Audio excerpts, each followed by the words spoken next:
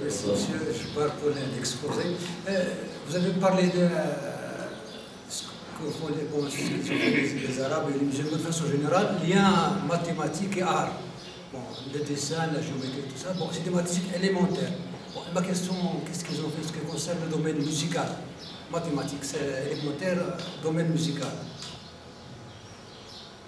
C'est tout. Merci. شكرا. نرجو من الإخوان يكونوا مختصرين كما أستاذ عزيزي. شكرا. كان دوري نشكر الأستاذ أحمد جبار على المحاضرة القيمة. أنا غادي نعطي جوج ديال الأسئلة لأنها كتخص المغرب العربي. لأن في المحاضرة قدمتوا لنا مآذن تقريبا اللي هي كاينة في الشرق المشرق العربي. والهندسة ديال المآذن في المغرب العربي هي مآذن اللي عندها واحد القاعدة إما مربعة أو مثلثة. وهذه أنا كنلاحظ في خاصية ديال المآذن في المغرب العربي. السؤال ديالي واش ما كاينش لأن حتى من ناحية الكتب العلماء اللي عطاو دروس كيفية بناء يعني قبة أو يعني كاين إمكانية المشرق، واش ما كاينش في المغرب العربي علماء اللي طبقوا لهذا الشيء، خاصة أن كاين خاصية ديال المغرب العربي في هذا البناء. هذا السؤال الأول. السؤال الثاني وهو الهندسة المعمارية اللي كان معروفة عالميا، الإغريق والمصريين، كان واحد بروبورسيون كيستعملوها اللي كتعطينا لو نومبر دور. الهندسة كاين ديال طريقة الإغريق وحتى الأهرام المصرية كاين. وأنا كنت سمعت بلي كاين شي مسجد في الأندلس اللي حتى هو دارت عليه هذا الشيء. يعني نسأل واش ما تعرفوش هذا المسجد، يعني كمثال ربما نعطيوه التلامذة ولا الطلبة ديالنا وسهلا. شكرا. شكرا جزيلا سي عزيزي. سي داود مرة.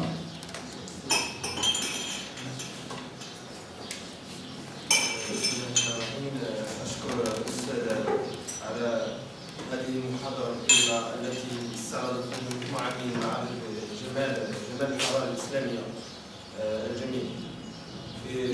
واحترامي يعني لدي بعض ملاحظات وأرجو من الأستاذ إن كان لديه فهم أن يسمعها. الملاحظة الأولى في مسألة في البداية التي كان يستعرض علاقة الصورة بالديانة، واستعرض قضية آية سورة المائدة: يا أيها الذين آمنوا إنما الخمر والميسر والأنصاب والأزلام والمجتمعين على الشيطان والشريك لعلكم تفلحون. قال بأن هذه الآية ليست فيها دلالة على حرمة الصورة. هذه الآية قلت بأن الآية ليست فيها دلالة على منع الصورة إلا أن فعل اجتنبوا يعني ليس بمنع، يعني يدل لغويا ليس بمنع، فيه أكثر دلالة على الحرمة، لأن يدل على بأن عدم الاقتراب من أثر هذا الفعل. هذا تفسير، ندخل في قضايا التفسير، قضايا التفسير قضايا بشرية. نعم. ما نناقشوهاش. مثلا الخمر يعني أنا نعطيكم لغويا اجتنبوا ماشي منع. لكن حينما نرجع إلى قراءة السيرة النبوية نجد أن الصحابة فهموا منها أن هذه الكلمة تدل على الحرمة. أنا عارف وش قالوا الصحابة. يعني خرجوا فقالوا انتهينا يا رسول الله، فأراقوا يعني أواني التي كان فيها الخمر. أنا عارف هذا الشيء. أنا نقول لك باللي أنا مؤرخ قضية المجتمع. نقول لك باللي الصورة هذيك الواحد اللي يبغي يقراها عنده الحرية باش يفسرها بالتسامح. فهمتي كيفاش؟ هي الموقف تاعي. يعني ما كانش لغويا كلمة اللي تمنع منع قاطع انطلاقا من الصورة. من بعد كاين التفسير طبعا. التفسير كاين تفاسير كان التفسير انا كمؤرخ حتى التفسير ماشي هو اللي يهمني يعني ب100%، هو موقف المواطن تجاه النصوص مهما كانت النصوص او التفاسير مهما كانت التفاسير. كمؤرخ انا يهمني موقف المواطن في مجتمع معين. انا نكتب التاريخ هذا، ما ندخلش في القضايا تاع التأويل. قد يكون مثلا المواطن مخطئ، يعني يمارس شيء يعني ضد الدين الاسلامي او ضد الدين. انا ما نحكمش على المواطن اذا مخطئ ولا مش مخطئ، انا مؤرخ. هو اول مخطئ، نقول لك اول مخطئ هو في بعض الاحيان الخليفه. لكن مسألة أخرى هي مسألة أمية الرسول صلى الله عليه وسلم. بأن هذه الأمية يفهمها العوام بأن يعني الأمي هو الذي لا يقرأ ولا يكتب. يعني النبي صلى الله عليه وسلم يعني قال الله سبحانه وتعالى في حقه وما كنت تتلو من قبله من كتاب ولا تخطه بيمينه إذا لارتاب المبطلون. إذا لا ما فهمتنيش. انا عن الاميين نتكلم على اوروبا كي يقولوا باللي النبي صلى الله عليه وسلم كان امي، يعني مفهوم باللي كان ما يعرف والو. نتكلمش على التأويل على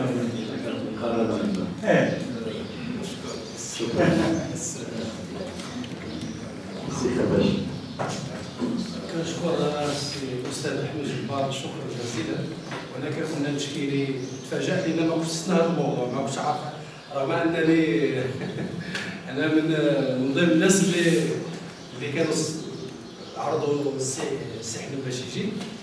إذا المفاجأة ديالي كانت إيجابية، لأن هذا الموضوع فعلا هذه سنوات ولا نستنى شي شخص يهضر سيرتو الشق الأول ديال المحرمات والممنوعات. فعلا كان واحد الإحساس كفنان كنخدم بحرية، ما كان عندي غير واحد الرسول المدد كما نقولوا عارف بلي التماثيل هي اللي كانت لغرض ما كانت محرمه لان كانت كتعبد. درجه السؤال ديالي السؤال هو ان بالنسبه للسي احمد كنهضر على واحد المرحله خاصه في الجاهليه كينشفها اكثر من الكتاب. اذا انا غير السؤال ديالي هو لان حاليا انا كنخدم على واحد الموضوع يهمني هذا هو المعلقات. بغيت نعرف لان ملي كنقول المعلقات والشعر كنقولوا للناس كنخيلوا بلي غادي كتكتب المعلقات بالعربيه ديالنا ديالكم. بغيت غير السؤال واش هذاك الشيء اللي كان استاذ على كيفاش كتكتب معلقات ذاك الوقت، واش بالخط العربي او بشي خط اخر، لان كانت المعلقات كتكتب وكانت الناس كيجيو يقراوها. هذا هو السؤال. شكرا. احترم الدور ديالك، شكرا الاستاذ باهم نشكروا لنا وضح واحد الفكره كما قال الفنان خرباش ان فعلا جاب واحد النصوص اللي كتناقض الاسلام تقول بان الواحد ما يرسمش المجسمات، يعني ماشي نبقاو نقولوا الدين ابتداء من الاسلام، وان كان يعني ان الواحد واخا يرسم المجسمات لان الشكر كنا عطينا مثلا تاع كسر اللحيه وخربات المنفجر انهم وجدوا فيهم يعني الرسومات واخا يعني كان في واحد الوقت يعني اسلامي. تلقى انه كان فكره ربما انا فكرت هكذا بان هو الفنان بصفه عامه لو كان نعطيوه غير واحد المهله هو يمرر ديك الطريقه نتاع ينقل ويرسم المجسمات، غير ماشي ربما يرتاح لنفسه ومن بعد غادي يفوت واحد المرحله اللي تولي فيها في التالي ماشي المجسمات. الا عطينا مثلا بيكاسو كمل بالتكعيب الكيوبيزم اللي هو بالنسبه للفنان المسلم يعني انه ولا واحد الفنان معروف في الرسم الهندسي واللي يعني زوق لنا حتى سميتو البيبان مثلا نهضروا على لي بورت في الاركتيكتور ميليتار اسلامي بحال باب الرواح، باب الكبير، باب سميتو باب قناوه في مراكش، يعني هي باب اللي هي ميليتاري عسكريه انها كتحمي واحد المدينه، ولكن في نفس الوقت مزوقه مزيان داك الفلورال الى جيومتريك يعني تبتسم واخا يعني هذا جاي من ديك لابي ديال الاسلام والحريه. شكرا. ما عنديش سؤال يعني. سي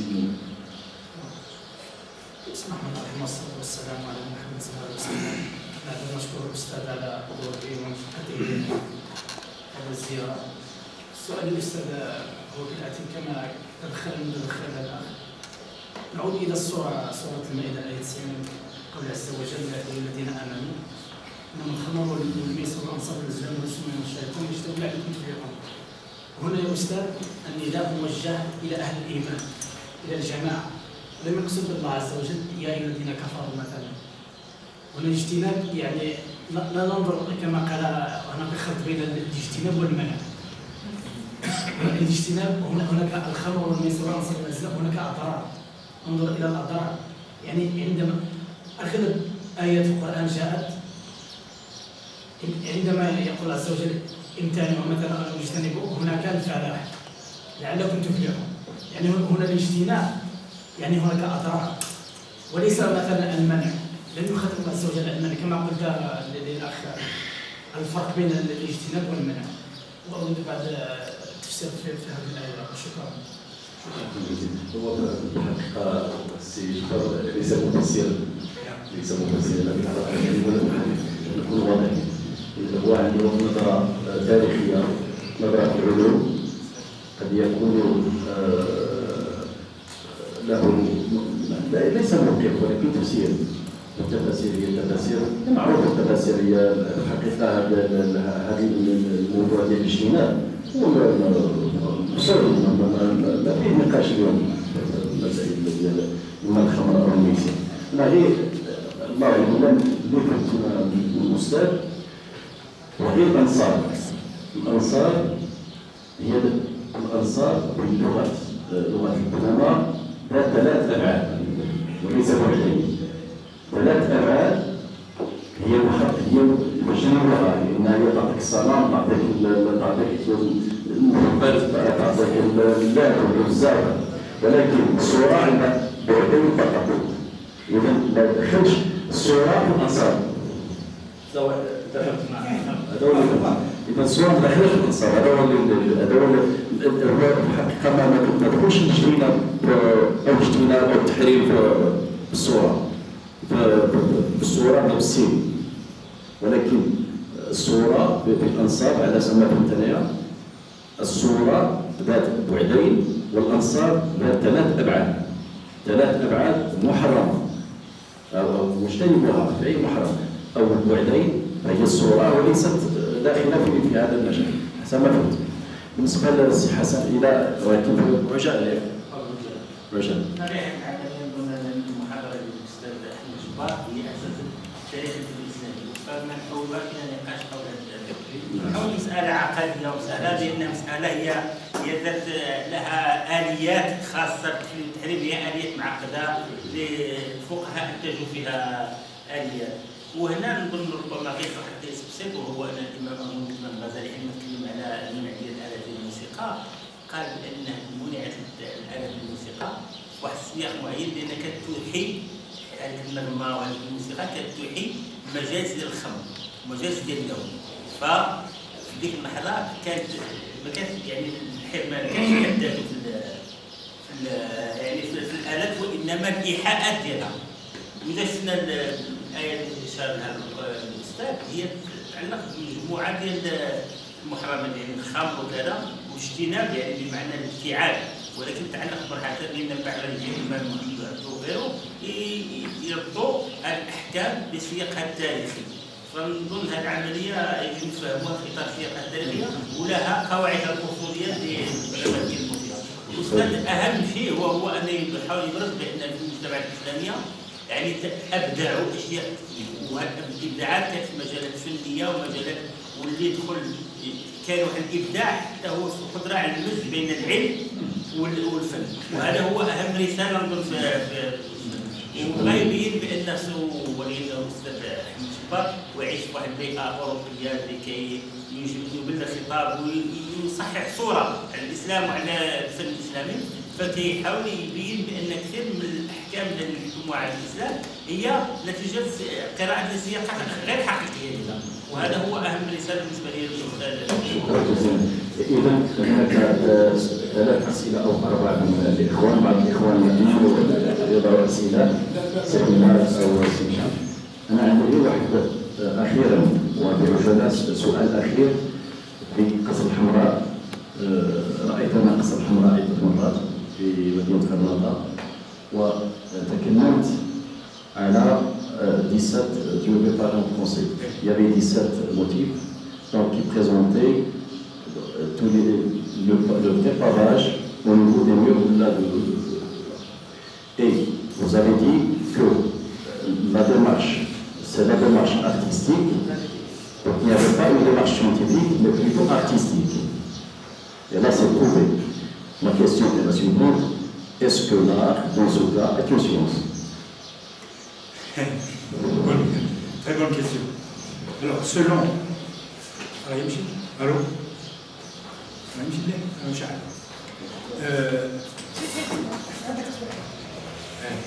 معليش نبدا بالسؤال تاعك. On revient toujours à ce qu'on appelle ce que décident les hommes dans leur société. C'est-à-dire, ils ont décidé de normes.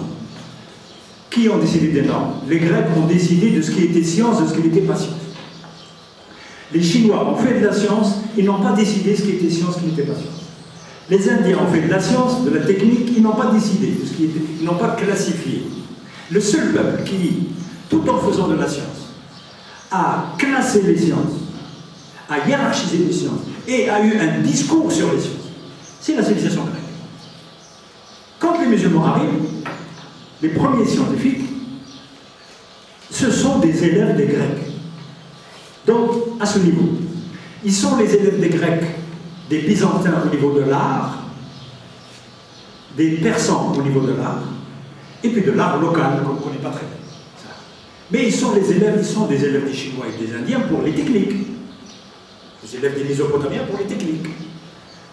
Mécaniques, même mathématiques, des procédures. Mais cette manière d'avoir le courage de parler des sciences, de classer les sciences, de dire celle-là est bonne, celle-là n'est pas bonne. Celle-là est plus faible que l'autre, elle est meilleure. Les Grecs, par exemple, ont décidé que le calcul n'était pas une science. Elle est absente de leur classification. Il n'y a pas.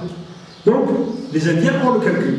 Comme les musulmans, ce sont des bons élèves, des Indiens et des Grecs. Mais les Grecs ont un avantage, c'est qu'ils ont vendu aux musulmans, ils leur ont offert un paquet cadeau, un paquet cadeau où il y a à la fois de la science, mais une manière de voir de la science et de parler de la science.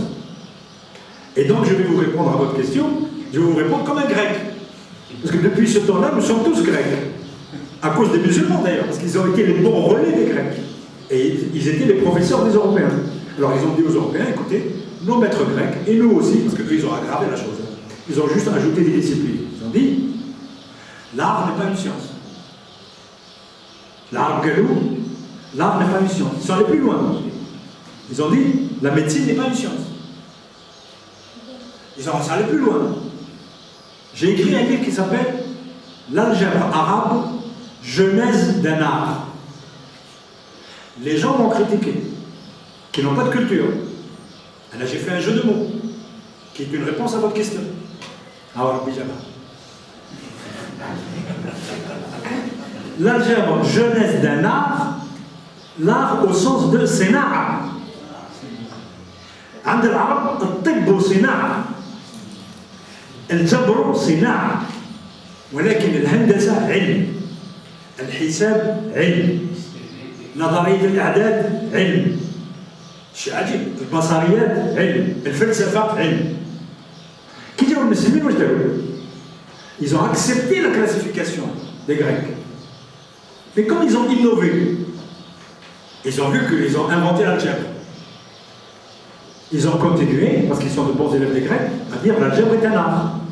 Il faut attendre le XIVe siècle pour qu'un intellectuel qui n'est pas soumis à l'idéologie grecque de la science, Ibn Khaldoun, qui dit dans sa muqaddima, une fois il dit l'algèbre c'est un art, une fois il dit ilm.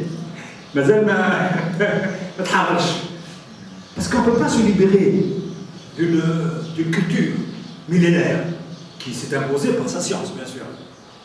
Et les scientifiques musulmans sont fidèles quand ils trouvent que c'est bon. Donc, pour eux, l'algèbre était une jeunesse d'un art, c'est au sens de sénat, comme la médecine. Maintenant, aujourd'hui, effectivement, aujourd'hui, même chez les musulmans, on distingue la science, l'art, et puis le fan. Et en plus, ce que les musulmans vont faire de plus, ils vont ajouter des sciences. À ce moment-là, c'était une décision volontaire. Ils ont décidé d'élargir la classification, et c'est eux qui ont inventé la classification de l'ilm al-manqoul ou l'ilm al-ma'qoul. L'ulum al-aqliya ou l'ulum al-naqliya. Ils ont ajouté l'ulum al-naqliya, c'est-à-dire toutes les sciences qui sont liées à la langue arabe. Nahl, sarf, le-mu'jamiyat, le-lisaniyat, l'arab, علوم الدين البلاغه علوم الدين التاريخ المنطق داروا في العلم التاريخ الجغرافيا في العلم والتاريخ في المنقول شيء عجيب الجغرافيا ثاني فيها منقول كثيره ولكن هما قرروا ومده 8 قرون الواحد اللي يقرا التصانيف يقول لك الجغرافيا علم والتاريخ مش علم حتى جاء ابن خلدون لأول مرة حاول يخرج من هذا المنطق ويخرج يعني بطريقة هائلة ربما ما كان بزاف الشباب ما لاحظوش عندما يقول أنا ماشي التعبير تاعو أنا اخترعت علم جديد أنا اخترعت علما جديدا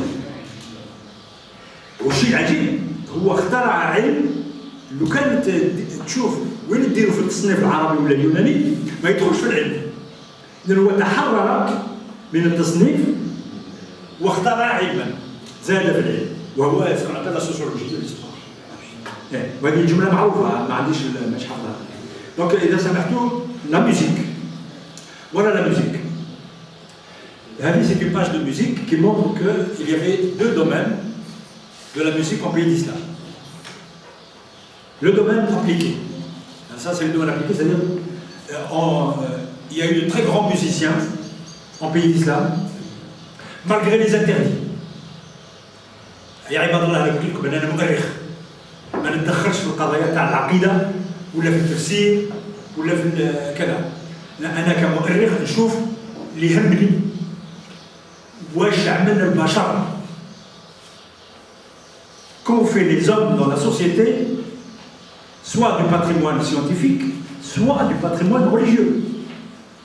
Et donc à ce moment-là, l'historien il est intéressé par comment se sont comportés les hommes.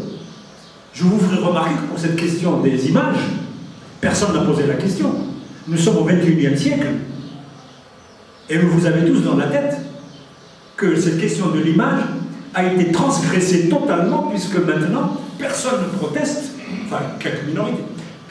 Tout le monde se réveille tous les matins sans avoir des angoisses en tant que musulman, en voyant l'image de Jalal al-Malik, ou en voyant l'image d'un président de la République, ou en voyant la photographie de quelqu'un. C'est-à-dire qu'il y a eu ce qu'on appelle un phénomène de transformation des mentalités qui, sans justifier quoi que ce soit, sans se justifier, ont, je ne dirais pas évolué, le mot est un jugement de valeur. Ça ne veut pas dire que c'est positif ou négatif. Moi je suis historien, j'observe que les comportements ont changé. Et qu'il n'y a pas aujourd'hui de guerre civile sur la question de l'image. Voilà, c'est ce que je veux dire. Il n'y a pas de guerre civile sur la question de l'image. Or, je voulais vous dire, chers auditeurs, qu'il n'y a pas eu de guerre civile sur la question de l'image, du 7e siècle jusqu'au 15e. Il y a eu des discussions qui sont restées très minoritaires. Et comme historien, ce qui m'intéresse, c'est la pratique au niveau de la société. La pratique en silence. Vous savez ce que j'ai vu dans l'avion avec Si Jamel? Voilà, Si Jamel, moi je m'en Si Jamel, il m'a montré un livre.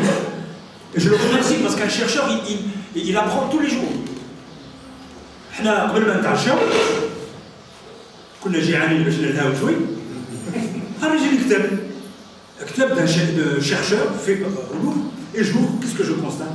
Sur des pages et des pages, des statues, asnam, ansar, des statues à 3 dimensions en pays d'islam, dans la région de Suse, au XIIIe siècle, des dizaines. faites par des musulmans, conservées, pas pour des questions religieuses, pour décorer leur maison. Alors l'historien est intéressé, pourquoi ces musulmans qui sont à cette époque-là, 13e siècle, qui ont vécu leur islam normalement, je ne peux pas les condamner, je ne les connais pas, ils ont transgressé ce qui était considéré par d'autres comme un interdit. C'est ça qui passionne l'historien. C'est pas de venir vous dire vos jeunes là, vous dire vous avez raison ou là moi j'ai tort, etc. C'est pas ça mon problème. C'est le problème de l'historien. Alors regardez ici. Ici, il y a des textes effectivement. Oui, le musiqa min muharramat. Non, on peut l'interpréter, mais le muharramat. Parce que tout est question d'interprétation. Certains l'ont interprété, mais le muharramat depuis le début. Mais certains l'ont interprété comme étant quelque chose d'acceptable. Et l'historien, qu'est-ce qu'il constate? L'historien fait l'histoire des phénomènes sociaux. Il constate que la société, grosso modo, pas seulement les élites, ont intégré la musique comme étant une activité culturelle et artistique. C'est ce que je constate. Et surtout, nous avons des centaines de manuscrits. Ça, c'est un manuscrit de musique où il montre d'abord les illustrations. Ensuite, il montre, voici un autre manuscrit qui, lui, est un manuscrit théorique. Il y a eu une dimension appliquée où les gens ont inventé des instruments, ont inventé des mélodies, ont inventé des chants. Vous connaissez quand même l'histoire de Zélieb, mais il n'est pas le seul. Zélieb, c'est celui qui, l'arbre qui cache la forêt. Mais bien sûr, le Morseli, il a arrêté, vous connaissez très bien. Bien. Et puis ça, c'est l'Ormaoui, ça, il est moins connu. Ça, c'est un mathématicien. Celui-là, si vous lui dites de jouer au luth, mais arrache. Il n'a jamais peut-être joué au luth, mais c'est l'un des plus grands théoriciens de la musique théorique. Et qu'est-ce que c'est que la musique théorique? C'est un héritage grec. Les Grecs ont dit, la musique a une dimension théorique qui est basée sur la théorie des proportions, des rapports. Riyadiyat, qui est un chapitre, qui est le livre 5 des éléments d'Euclide, qui est aussi des livres qui ont été écrits par Pythagore au 5e siècle avant Jésus-Christ. Les musulmans, quand ils arrivent, ils ont les pratiques musicales. Certains les ont interdits, d'autres les ont acceptés. Tous les califes étaient des musiciens, il n'y a pas de problème. Bien. Et puis, il y a eu une branche nouvelle, et ils ont dit, ce qu'ont fait les Grecs, nous, on va le faire, mais mieux que ça. Et ils ont théorisé la musique. Ils ont inventé l'écriture musicale. Ça, c'est une écriture musicale. Parce qu'on a dit pendant longtemps qu'il n'y avait pas d'écriture musicale. Et au même moment, parallèlement, en inventant donc la théorie musicale, qu'ils ont introduit dans la théorie des paroles, ils ont inventé aussi, ils ont développé la théorie de la métrique arabe. Moi j'ai une conférence sur la métrique arabe, l'arabe. J'ai une conférence de 2 heures sur la relation, je n'ai pas voulu vous en parler, c'est trop long, la relation entre la langue arabe et les mathématiques. Et moi-même j'ai découvert des manuscrits qui montrent, grâce à l'étude de la langue arabe et l'étude de la métrique, on a abouti à l'invention d'un chapitre nouveau en mathématiques qui s'appelle l'analyse combinatoire. Et je suis de ceux qui ont découvert les documents. Et aux États-Unis, au Canada, je suis connu pour avoir découvert le plus important des documents, qui est du XIIe siècle. C'est un mathématicien de Marrakech qui a écrit un chapitre de 19 pages uniquement pour démontrer des théorèmes sur l'analyse combinatoire. Pour répondre à quoi? Pour répondre à une question qui a été posée par Khalil ibn Ahmed.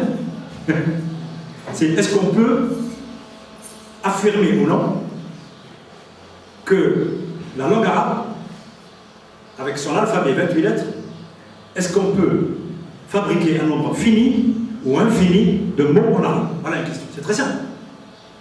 Est-ce qu'avec un alphabet, on peut fabriquer, l'être humain peut fabriquer un nombre fini ou infini de mots? Comme il y a une autre question aussi très importante que les mathématiciens ont abordée, est-ce que le nombre des âmes, adad al-arwah, est-ce qu'elles sont en nombre fini ou infini? C'est une question mathématique posée dans un domaine qui épistémologiquement n'est pas le même du tout. C'est le domaine al-aqida. Pourquoi? Parce qu'il y avait des débats. Parce qu'il y a eu à Bagdad des débats entre chrétiens, juifs, païens, musulmans. بلا ما يتقاتلوا هكذا هذا ولا تاين راهم مقصرين تحكوا قول له اسمع انت في رايك واش عدد الارواح متناهيه ولا غير متناهيه؟ يقول له اسمع لو كان نقولوا باللي متناهيه نحصروا علاش؟ ما نحصروش من جهه خاطر الله تعالى هو غير متناهي في في إلهيته، ولكن يخلق الشيء المتناهي. إذا ولكن إذا قبلنا المتناهي هذه عدد الأرواح، بما أن تقول متناهي تقول شحال كاين 2000 كاين مليون، ولكن البشر في تاريخ البشر كاين أكثر من مليون. إذا تقبل النتيجة السيئة باللي كاين أرواح كي يخرجوا من بدن البشر يروحوا للأبدان الأخرى. دونك تقبل لا ميتومبسيكو صح. حصلوا كيف يديروا؟ وإذا تقولوا عدد الأرواح غير متناهية، هذه مشكلة غير متناهية. ما هي نوعية لا متناهي تاع الأرواح إذا قبلناها باللا متناهي الإلهي؟ Comment comparer l'infinitude des âmes avec l'infinitude de Dieu؟ هذه خطير بزاف. كيف تحلها بالك؟ جاء تناقشوا صبوحا باستعمال الرياضيات. وواحد هو ماشي مسلم اللي صدق، هو ثانوي. أنا بديت نعيا هو ثانوي اللي ما كانش ثانوي ما كان عام جدا وثابت من القرآن. قال لهم شوفوا يا جماعة أنا نحل لكم المشكلة. لا نهاية الإلهية هذيك واحد ما يمسها لا نهاية. وهو ما كانش لاهوتي، كان وثني، ما عندهمش القضية تاع المتناهي، كان عندهم غير المتناهي تاع العالم.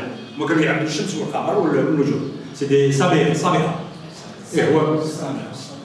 هو كان يحكم في الصابئة تبدا من القرآن. قال لهم كاين حل، قال لهم لازم نقبلوا الله أكبر.